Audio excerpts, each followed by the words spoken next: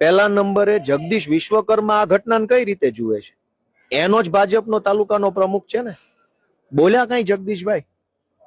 હર્ષ સંઘવીની પાર્ટીનો જ તે તાલુકાનો પ્રમુખ છે. સંઘવી કઈ રીતે જોવે છે આ ઘટનાને? હું કઈ રીતે જોઉં છું હમણાં કહું. ભાજપ વાળા કઈ રીતે જોવે છે આ ઘટનાને કે તમારી પાર્ટીનો તાલુકાનો પ્રમુખ એવી બાબત માટે લોકોને ગાળો આપે છે કે જે બાબત તો લોકશાહી છે. તમે ગમે એ પાર્ટીની સભામાં જઈ શકો, એકનો એક માણસ તમામ પાર્ટીની સભામાં જઈ શકે, એમાં શું વાંધો છે? ચૂંટણી ચાલતી હોય ત્યારે એવું થાય જ છે ને. ચૂંટણી સમયે બધી પાર્ટીની સભાઓ, એક દિવસમાં 4 પાર્ટીની સભાઓ હોય. તો ઘણા વ્યક્તિઓ છે એ સવારે ભાજપની સભામાં હોય, બપોરે કોંગ્રેસમાં, સાંજે આપની સભામાં બેસતા જ હોય છે. નથી થતું? તો પછી ભાજપ પાર્ટીના તાલુકાના પ્રમુખે કોઈ વ્યક્તિને આટલી બધી ગાળો આપવાની ક્યાં જરૂર છે? અને વળી પાછું હર્ષ સંઘવી એમ કે છે કે કોઈ ચમરબંધી નહીં છોડવામાં આવે. તો લો પકડો, તમારામાં એટલી મોટી તાકાત હોય તો તમારે પાર્ટીના વાળાને પકડો. અને દલિત સમાજના માણસને એમ કીધું, અપશબ્દો બોલ્યા, ગેરબંધારણી શબ્દો કીધા, તારું મકાન પાડી નાખું. એટલે કેમ ભાઈ, ભાજપ વાળાના બાપના મકાન છે, એમના બાપનો દેશ છે, અમે નથી બેઠા અહીંયા? આટલી હોશિયારી? કોઈ માણસ કેજરીવાલની સભામાં જાય એમાં તમને શું વાંધો છે?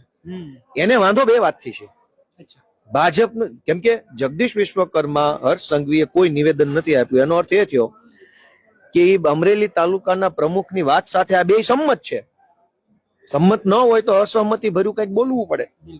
સંમતિ છે એટલે નથી બોલ્યા. ભાજપનો તાલુકા પ્રમુખ અમરેલીનો જે બોલ્યો એમાં સંઘવીની સંમતિ છે, એમાં જગદીશ વિશ્વકર્માની સંમતિ છે.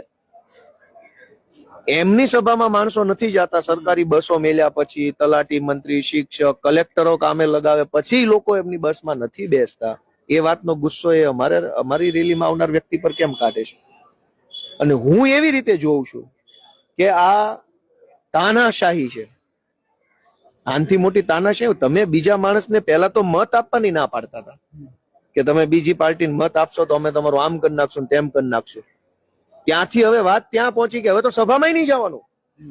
પહેલા તો ભાજપની નાગાઈ કે ગુંડાગીર્દી કે હલકાઈ એ વાતની હતી કે બીજે પાર્ટીને મત ન આપતા. ત્યાં સુધી તો પબ્લિક જોઈ જ રહી છે. હવે તો સભામાં જવાનું બંધ કરાયું. કાલે તમને ભાજપ વાળા એમ કે છે કે હવે તમે ચેનલમાં બીજી પાર્ટીના ન્યૂઝ આવે ને ત્યાં ચેનલ બંધ કરી દેવાની.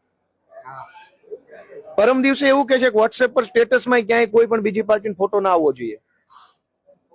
પછી તમને એમ કે છે કે તમારે શેરીમાંથી કોઈ બીજી પાર્ટી વાળો ચાલતા નીકળે તો તમારે એની સામે નહીં જોવાનું.